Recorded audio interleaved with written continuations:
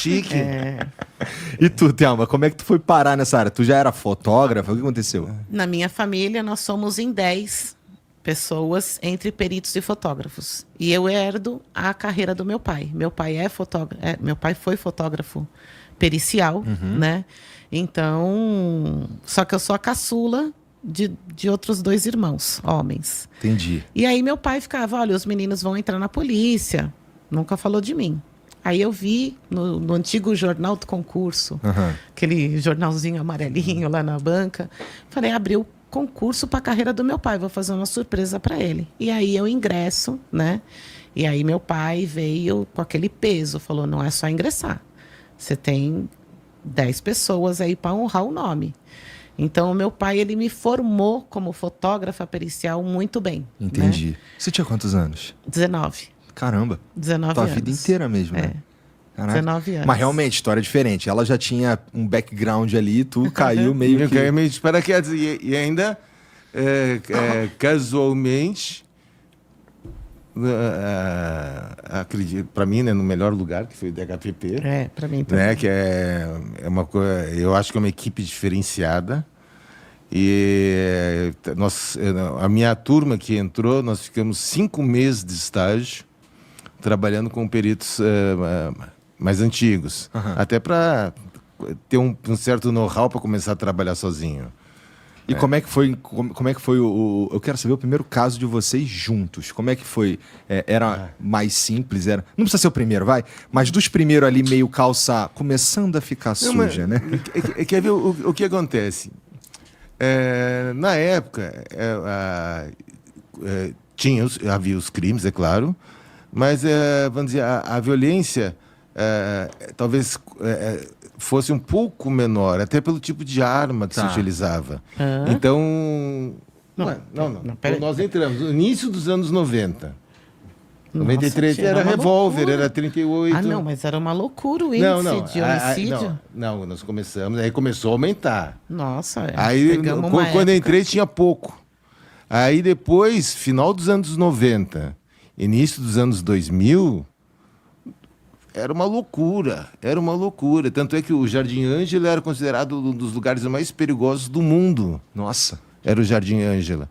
E tinha, assim, você chegava, já tinha local esperando, e você trabalhava o dia inteiro de um local para o outro. E deixava alguma ocorrência. Quando terminava o plantão, tinha ocorrência já para a equipe que ia entrar.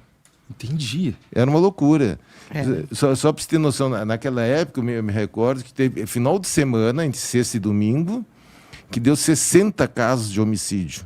Num final de semana. Num final de semana. Nossa. Era algo assim espantoso, você não parava. E também a gente pegou uma época que, assim, né, não vou falar engraçada, porque não é. Mas, assim, era curiosa, né? Durante muitos anos, a época que mais a estatística crescia era no Dia das Mães. Por quê? Por causa da saidinha do Dia das Mães, né? Então, acho que as pessoas saíam, se vingavam ou iam cobrar porque estavam lá dentro, né? Ou algo que deu errado. Então, durante muitos anos, né, Tchê?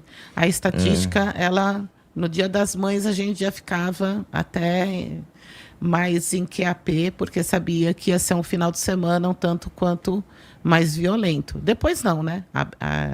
Começou a ter mais saidinhas e essa estatística foi diluída, né? Mas durante muitos anos, o dia que mais, assim, dava homicídio era na saidinha do Dia das Mães. Até chegar um ponto de todo dia ter um monte de homicídio. Tanto é que um dos recordes que teve de homicídio, porque são... Você fala, não é possível. Não é. Chegamos nesse ponto. Mais do que o ferimento. Eu ainda não fui atingida por esse fato de... é só mais um. Eu ainda não fui atingida por isso. Estou com 31 anos. Mas ainda não fui atingida por isso. Então, é sempre interessante você ver a motivação. É óbvio que você cai numa mesmice. A mesmice, às vezes, te coloca numa vala muito ruim. Que é sempre quando você cai naquela mesmice do tráfico de drogas,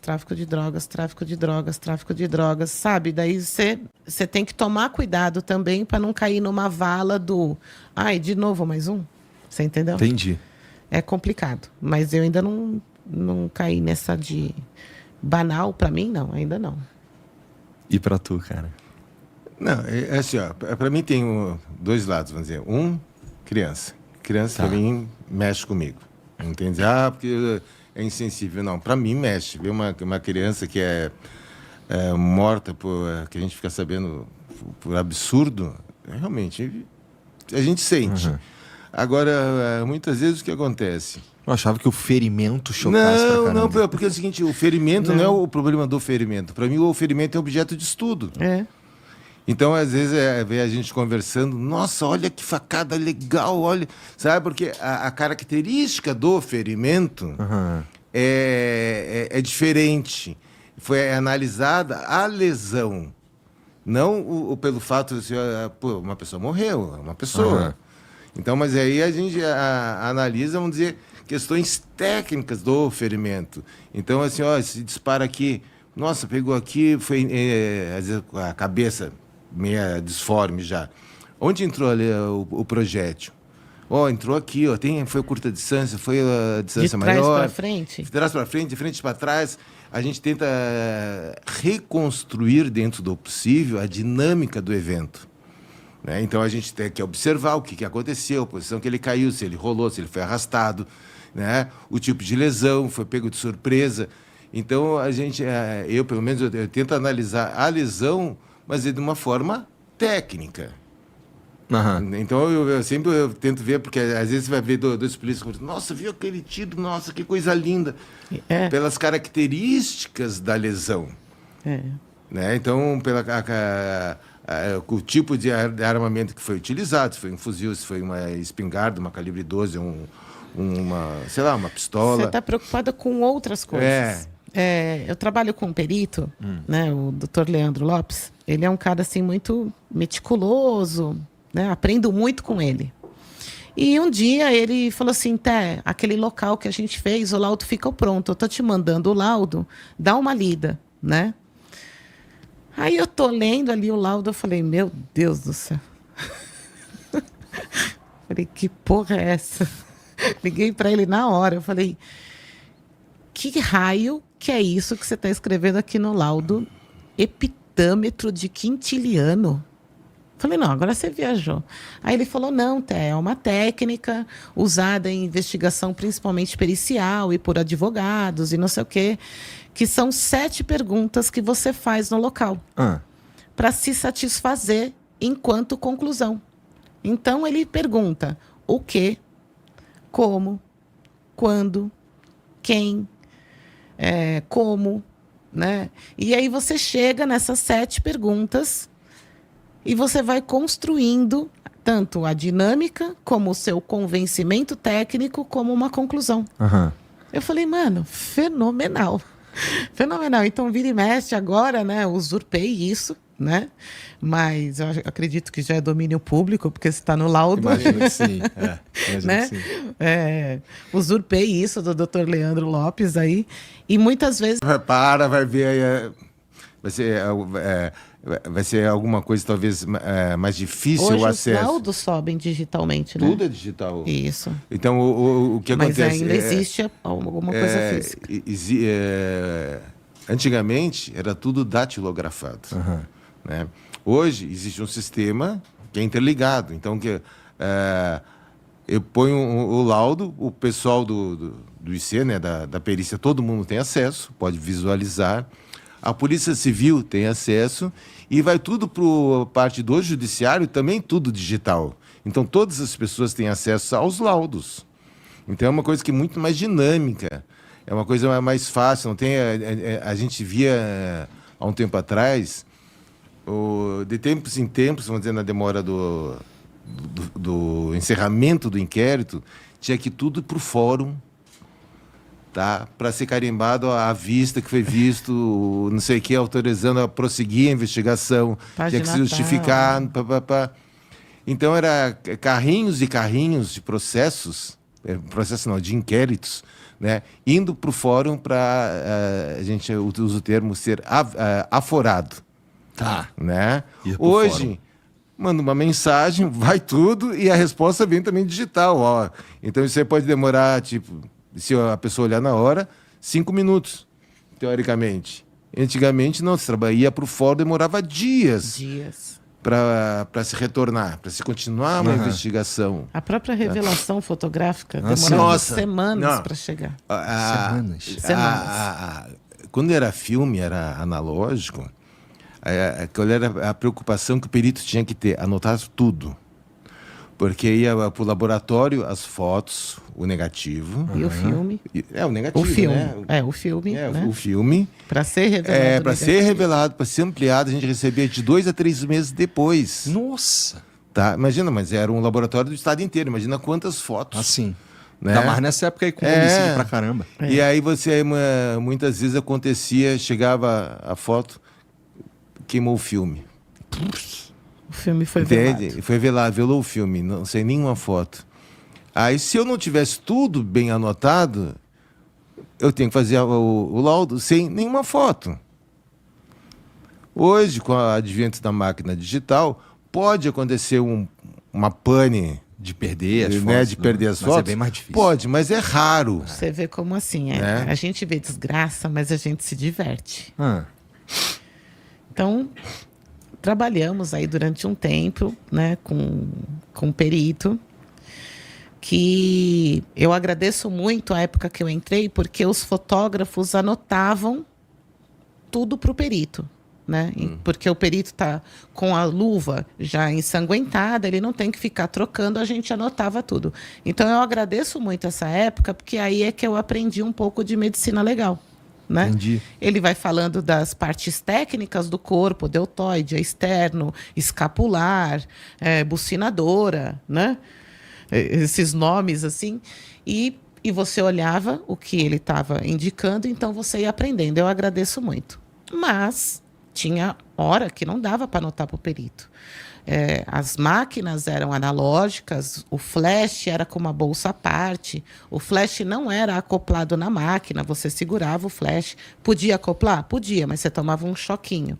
Então, chovendo, você ainda tem que segurar o guarda-chuva, e nessa o perito pediu para o fotógrafo anotar os ferimentos. Ele falou, não dá, agora não dá, anota você. Só que ele já ficou meio folgado, entendeu? Toda hora o fotógrafo falou, hoje eu vou catar ele. Hoje eu vou catar ele. E o perito, ferimento, tal, foi falando, e o fotógrafo foi... São Paulo, eu falo cidade porque saiu da cidade de São Paulo, os peritos trabalham por clínica geral. Faz tudo. Tá? Como a gente chama grosseiramente de clínica geral. São Paulo é muito grande. Então, eu tenho, vamos dizer, equipe de só ver trânsito e patrimônio. Tem 6 equipes espalhadas por São Paulo, tá? Que só fazem crimes de acidente de trânsito e crimes contra o patrimônio. Aí você tem uma equipe que só faz engenharia.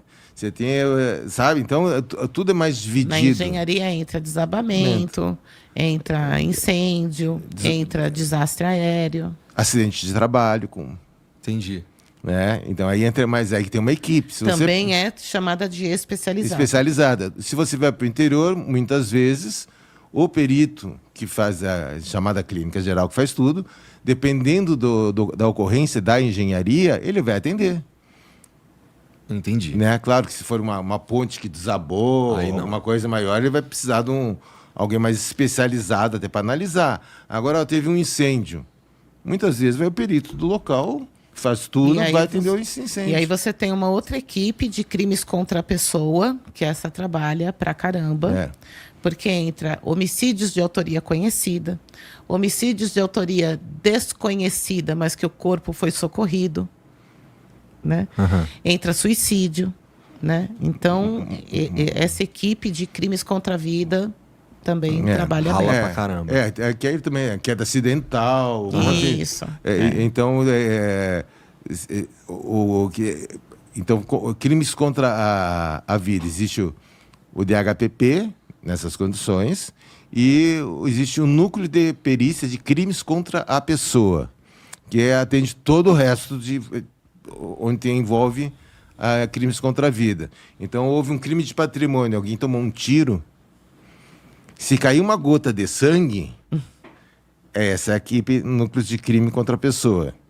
Tanto é que ele é apelidado, né, que a gente chama pessoal do sangue. Isso é sangue. Isso é sangue, porque onde tem sangue é com eles. Né? Entendi. Bom, mas estavam falando aí dos ferimentos, que... Nossa, ó, que facada bonita, alguma coisa assim. O que é uma facada bonita? O que é... Porque assim, eu servi em 2004 e tem eu participo do grupo dos moleques que serviram comigo, né? A gente troca ideia lá. Faz um tempo que eu não entro lá. Mas teve uma fase que, assim, quase todo dia tinha lá um vídeo de operação dos caras que tinham tomado tiro, que não sei o quê. Eu até parei de abrir os vídeos porque era só desgraceira. Tem um que me marcou, que é até meio esquisito de lembrar. Os caras falando que era um tiro de raspão. Como é o nome técnico? Tangencial. Tá. Um tiro tangencial com... Eu olhando... Porra, não sou perito, é foda. Mas assim, parecia um tiro de fuzil, parecia um 762, que pegou o cara que assim, pum, Então tangencial. parecia uma facada. Cara, sabe o que... Assim, tava destampado isso aqui, ó. Arrancou. Isso. E aí dava pra ver o coração do cara. É um ferimento lindo. Isso é um ferimento lindo. lindo. Isso é um ferimento Muito maravilhoso. chique, Chique, entendeu? Muito chique. Não, é uma coisa que você Não. pede pro perito. Não, deixa eu fazer só mais 8 fotos. Sabe, você quer pegar todos os ângulos, né? É uma lesão, se o fotógrafo não tirar pelo menos umas 15 fotos, eu brigo. Porque eu quero saber, eu quero ver o detalhe do início da lesão, quero saber o meio da lesão, quero ver o final da lesão. Depois de fotografar tudo, aí tá, agora com isso... É mais fácil você transportar, né? Ou várias pessoas transportar vários pedaços, ou de maneira que não chame atenção, em pequenos pacotes, né? Mas às vezes você encontra o prazer do agressor em esquartejar. E às vezes também tem a questão do domínio. Então, demonstrar a violência que pode acontecer com quem quebrar as regras, vamos colocar dessa forma. Entendi. Então, é uma forma de você... É uma lição, né? É uma lição, é um terror. Porque antigamente, o que acontecia? Um tiro mata. Não, eles davam 20, 30. O que eles gastavam de valor da munição era mais do que o cara estava devendo de droga. Mas, quem vê... Nossa, o cara tomou 30 tiros, nossa, sabe? É diferente o impacto se ele tomar um. Do mesmo jeito que você, às vezes, pega crimes que ele finda. Assim, crimes não. Modus operantes que finda. Final aí dos anos 90, início dos anos 2000, eu peguei muitos casos de empalamento. Hoje eu acho que tem mais de 15 anos ou 18 anos que eu não pego um empalamento. Qual é a definição técnica de empalamento? Nós temos um perito aqui, Vai lá. porque senão eu vou falar esquartejado e estava em 6, e é espotejado. Espostejado. Na verdade, o que é o empalamento? Tá? É a introdução de objeto via ânus. Tá. É claro, vamos dizer que culturalmente existem nos Emirados Árabes, naquela região, que é uma forma de pena. Então, o que eles faziam? Eles botavam um bastão fixo no chão, amarravam quem ia ser punido e desciam até esse bastão chegar e sair pelo pescoço, alguma coisa. Pela boca. Que é uma das formas talvez mais cruéis, mais dolorosas que a pessoa pode vir a ser executada. Porque tudo acontece, a pessoa está perfurando tripa, tudo, não sei o que, e a pessoa está viva. Sim, E nessa época, você já fazia, era quase que uma leitura natural. Pegava uma pessoa empalada, você investigar, era um estuprador. Entendi. Tá. Então o empalamento era uma punição comum para o estuprador. Isso mesmo. Tá. Nossa, deve ser horroroso chegar numa cena e tem um cara empalado, uma pessoa empalada. Eu cheguei numa cena com a doutora Jane. Aí eu cheguei e tinha muita gente no local, né? Aí eu falei Onde assim... era? Eram dentro de uma casa? Não, era um terreno baldio, Tá. né? E tinham muitos populares ali, muitos populares. E aí eu desci da viatura, eu brinquei e falei assim, caraca, é o Gasparzinho? Porque eu só vi um lençol branco. Aham. Sabe? Falei, é o Gasparzinho, né? Aí a Jane falou, nossa, acho que não é o local, né? Daí o PM veio e falou para nós, não, é ali o local. Colocamos um lençol. Tava cheio de gente em volta. E é impressionante. Quando você tira o lençol, parece que você está num espetáculo de teatro. Você ouve a multidão fazer, oh, né? É impressionante. Eles estão lá para assistir, né? E aí ela tirou o lençol, então ele estava com os joelhos semi-flexionados, né? E totalmente nessa posição. Então ele estava com o negócio com um saindo pela vergalhão boca. de construção. Um vergalhão de construção, mas chegou a sair pela boca, né? E aí ficou aqui o vergalhão, eles só colocaram o lençol, entendeu? Como então, diabos os caras mira pra sair na boca certinho? Não, é o acaso. Aí é o acaso que você não tem... eu acho que até seguram, né? Podem segurar você vai ele também. Vai botando devagar, mas vai sair para onde vai sair Então, mas exatamente? eu também não Meu acredito Deus. que dá isso. E nesse caso, nem isso a salvou, digamos assim, né? Porque ela conhecia o agressor e ela foi de bom grado com o agressor. E essa menina morreu sob ferimentos múltiplos, né? Então ela não teve um único ferimento que foi a causa determinante. Foram ferimentos múltiplos. Ela foi extremamente torturada. Ela foi amarrada numa árvore, num parque. E quando você chega na cena, parecia uma cena de terror, filme de terror mesmo. Então ela estava com o cabelo comprido para frente, com o sangue já parecendo umas estalactite, sabe? Amarrada e toda marcada. E no decorrer da investigação, que por um acaso foi no mesmo dia, quem matou foi um menino de 12 anos. Aí acaba. Aí seu chão sai. Você não sabe. Meus filhos sabem desse caso. Ó, a voz até... Que bizarro. Os meus filhos sabem desse caso. Eu falei dessa menina, eu expliquei para eles, eu falava dela a semana inteira. Chegou uma época que os meninos até falaram, mãe, chega já. Eu rezei por essa menina, sabe? Coisa que geralmente eu não levo para casa. Eu só levo para casa quando é didático, né? Porque tenho 2 meninos, né? Só eu e os meninos. Então eu só levo os crimes que eu faço na rua quando é didático. É para, olha, tá vendo? Tal situação, toma cuidado e não sei o quê.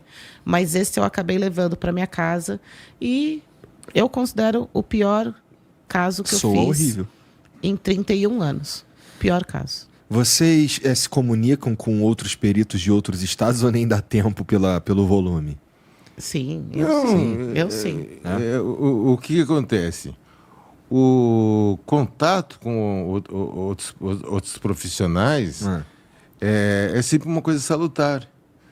Né? Começa, vamos dizer, a minha briga, às vezes, para que o fotógrafo me registre fotograficamente com exagero de fotos, é justamente também daquela situação. Estou com dúvida.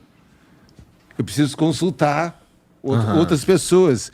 Se tem uma boa documentação, eu consigo. Olha, estava assim, estava assado. E se não tem?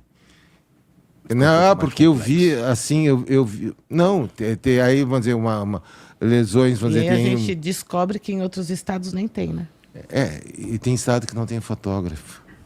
Acho que a maioria dos estados no Brasil. Não, é só aqui, eu acho que Mato Grosso, né? Não, Mato Grosso não tem. Não, No Goiás, Rio não então? tem? Goiás. Não, Goiás não tem, Mato Grosso não tem. Pelo que eu conversei com peritos do Goiás, existe o perito e um agente. E uma vez eu conversando com um perito do Mato Grosso, é o perito e ele, e Deus. E ainda lá não é polícia, então nem porte de arma eles têm. O perito que eu conversei, ele tinha o porte de arma federal É que Né? eu esqueci aqui, mas tem mais um Eu acho que estado talvez, que tem. talvez seja Mato Grosso do Sul. Pode ser Pode ser do mas Mato tem Grosso um do Sul. estado Tem que algum estado, mas mas tipo... tem a tipo EIFES. Você, quando precisa, você solicita. Tá. Você entendeu? Bem, aí já não sei. Mas o profissional, mas imagina o seguinte, eu numa cena de crime, eu tô mexendo com uma vítima, com as luvas sujas, aí preciso de uma foto. Aí eu tenho que tirar as luvas, E tu pega a mesmo tira foto. máquina, mas tem que deixar a vítima naquela posição, porque às vezes, quantas vezes acontece, eu estou segurando e o fotógrafo está fotografando. E se eu estou sozinho? Como é que eu seguro? Né? Aí, de repente eu tiro numa mão que até para a gente que tem esse profissional junto, é uma certa facilidade. Então, para a gente imaginar 100, Né? Você, naquele momento, você não tem que fazer assim, é um estuprador, merece morrer. Não, né? Então, a sua experiência pessoal, política, cultural, você tem que colocar de lado e você tem que ser, sim, a última voz daquela vítima. E a perícia, ela vai conseguir ser a última voz da vítima. Ela vai falar se ela estava subjugada, se ela estava emboscada, se ela sofreu por agonia, teve uma morte agonizante, se ela foi envenenada. Você tem toda uma história para contar e alguém tem que ser punido por isso. Você concorde ou não, né? Então, o laudo bom do laudo ruim, tudo isso que o Salada está falando, você vai ser a última voz da vítima. Entendi. Vocês já foram muito pro fórum? Eu fui 2 vezes. Eu fui Mas algumas perito vezes, vai mais vezes. É. Aí tu vai pra lá pra esclarecer o que tu tá falando ali. É porque... Que tipo de informação que dá fórum? Principalmente, acho que qualificadoras, né? É que às vezes o que acontece? O Ministério Público ele vai ter uma linha de acusação. Tá? E o advogado ele vai ter uma linha de defesa. Então, vamos supor assim, uma análise besta. Eu fui fazer um local e era de dia e eu coloquei que tinha sistema de iluminação pública. Aí o questionamento, estava funcionando? Eu disse, olha, a região que se encontrava essa via, provavelmente porque é padrão que as luzes estivessem funcionando. Se fosse num lugar mais afastado, alguma coisa, podia ser que tivesse alguma iluminação faltando. Aí depois, mas se o carro veio com farol aceso de noite, seria possível visualizar que tinha mais de uma pessoa no carro? Aí, depende. Não dá para a gente afirmar. Então, esse tipo de questionamento, porque o advogado está montando um cenário para uma estratégia de defesa. Então, olha, se eu digo assim, não, é impossível de visualizar, estou dentro da estratégia dele. Se eu falo assim, não, dá para ver, aí vai, entende? Pode mudar. Aí vai dizer, eu falei, depende. Primeiro, a sensibilidade de cada pessoa é diferente. Entende? Pode ser que a luz, para mim, me ofusque, mas para a Thelma, não. Ele vinha com farol alto ou vinha com farol baixo? Os faróis estavam regulados para baixo ou estava regulado para mais alto? Eu não estava ali no momento. Né? Então, tem coisas que você tem que explicar, às vezes as dificuldades que você pode ter passado numa cena de crime ou que o autor e vítima pode ter passado. Existe toda uma interpretação que o perito, tecnicamente, tem que justificar, ou dentro de uma posição que vai ajudar ou a defesa ou a acusação. Depende das linhas traçadas por eles. E tu precisa se ater aos fatos para sim. Para não pender para nenhum lado. Né? Sim. Imparcial, né? Nós temos que ser extremamente imparciais. Por isso que eu falo assim, que o perito tem que levantar a verdade. Não interessa se vai doer de um lado ou do outro. Mas é a verdade. É a verdade. E a verdade daquilo que eu consigo levantar tecnicamente, eu tenho que justificar, saber justificar tecnicamente do porquê de um lado ou porquê do outro. Mas é a verdade. Uhum. Eu não posso dizer assim, não, mas eu acho. Isso, eu Eu tenho a impressão. Não, mas pode ter sido. Não, por esses fatos eu digo que aconteceu esse tipo de coisa. Por isso. Tecnicamente, eu provo. Eu provo isso aí. Uhum. Agora não pode ter, eu acho. Olha, pode ter sido. E dá para irá-lo finalmente. Com isso, o DNA dele não estava no banco de dados. Quando a investigação consegue prendê-lo, que foi, por sinal, 3 dias depois, por causa de saques na conta bancária da vítima, aí a investigação chama a perícia, tem a coleta do suspeito, e aí teve o confronto com a cena de crime e deu match. Entendi. Caraca. É legal, né? É todo um... Não é legal. É legal. Eu acho muito legal. É legal. Eu acho muito legal. É foda que as pessoas morrem, né? Aí é foda, mas é legal. Não, mas assim, vamos falar do trabalho pericial. Não, mas, eu entendo, mas vamos entender por um lado. Se não tivesse a perícia, a pessoa vai deixar de morrer? Não. Vai continuar morrendo. Então a pessoa vai continuar morrendo. Então, só que agora com uma resposta. Agora com a perícia tem a chance de ser esclarecido. Claro. Então... É porque assim, veja. Cara, vocês fazem isso há décadas, né? Eu só converso com as pessoas, entendeu? Então, quando tu fala pra mim, assim, um ferimento lindo, eu fico, caralho, tá bom, o que será que ele quer dizer com ferimento lindo? A cena do filme lá, do Sexto Sentido, eu vejo pessoas mortas, né? Daí ele fala, mas com qual frequência? Todo plantão. Entendo. E, pô, e a definição de ferimento lindo, pra mim, é o contrário. Mas eu entendo, tá bom? Vamos lá. Facadas produzem ferimentos lindos? Sim. Claro. O que é uma facada linda? É uma faca específica? Não, quer ver, ó. A faca... que é bem dada. A faca ela pode ser usada de 2 maneiras, ou 3 maneiras, né? Ela pode ser usada pela lâmina, que então seria uma lesão, usando ela como instrumento cortante, uma lesão incisa.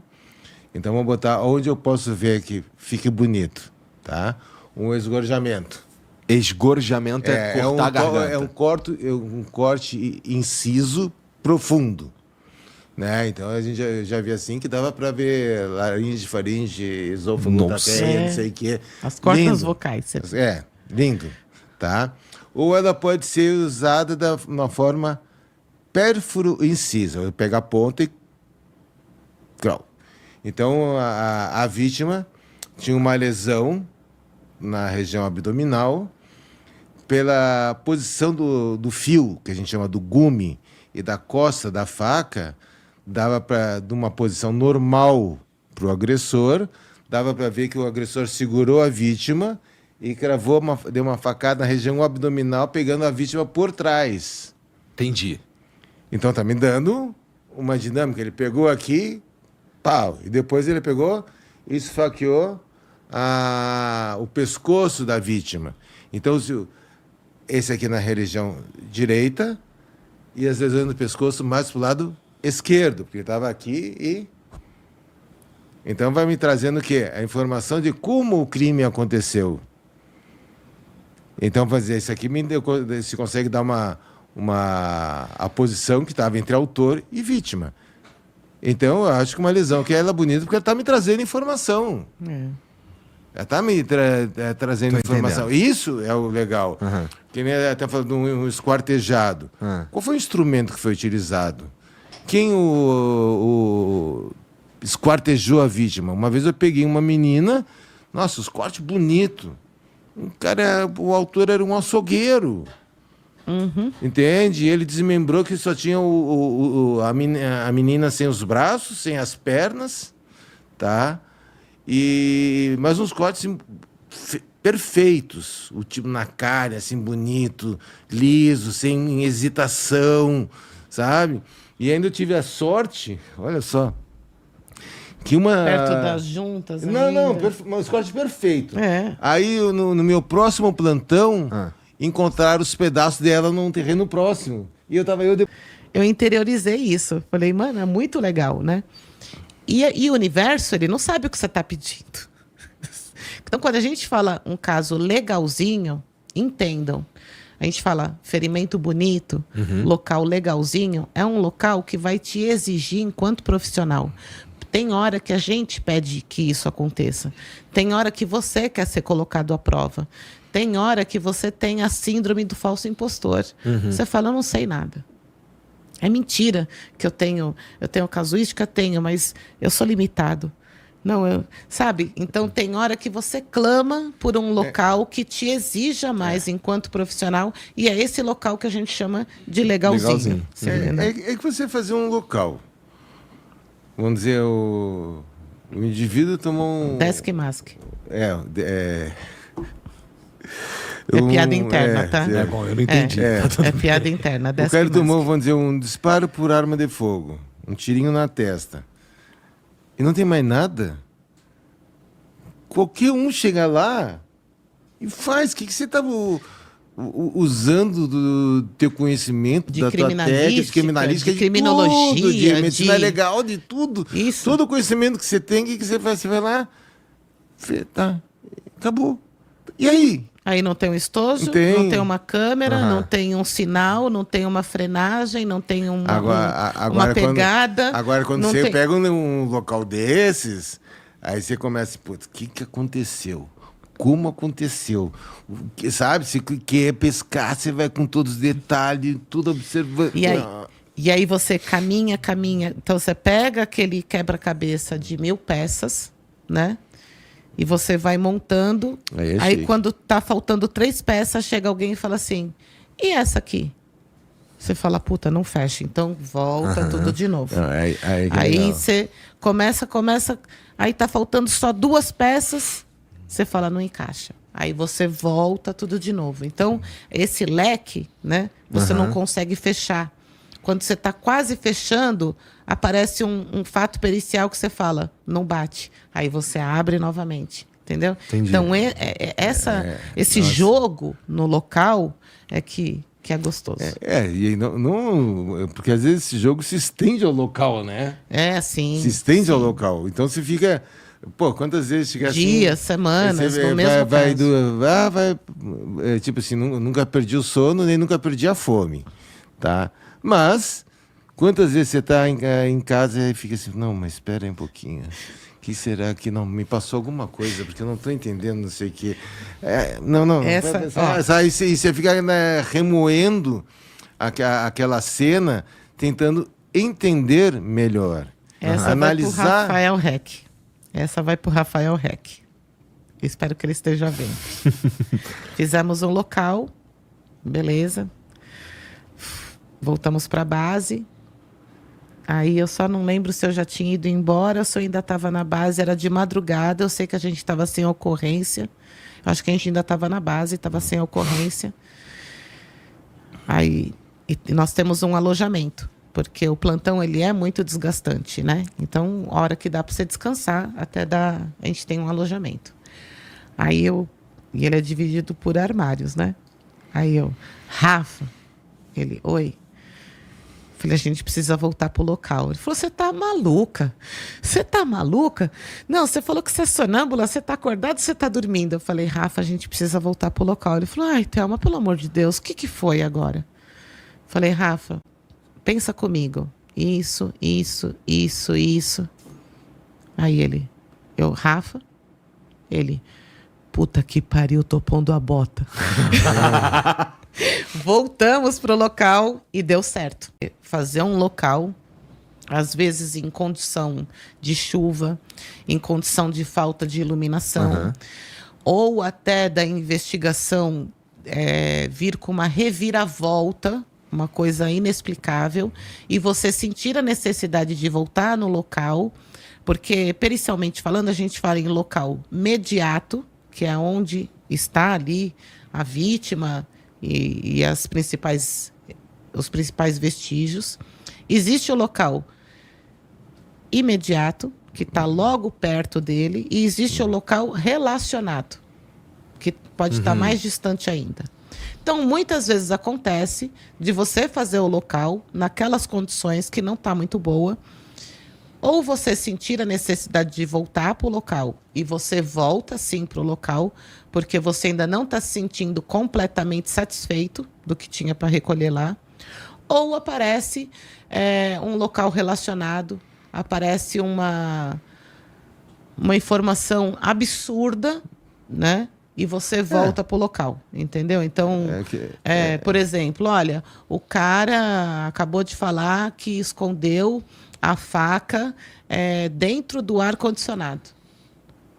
Não é uma coisa que, naturalmente, se não tem um vestígio, não tem nenhum sinal, que você vai no local abrir um ar-condicionado para ver se tem um instrumento de crime lá dentro. Você entendeu?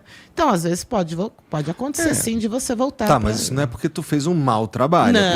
Não, porque às vezes chega com uma informação nova. É tipo assim, vamos supor, faz o local, você examinou tudo, durante o dia, a 50 metros, o pessoal, olha, tem sangue lá, ou tal, não sei. Aí você, pô, mas isso eu não vi.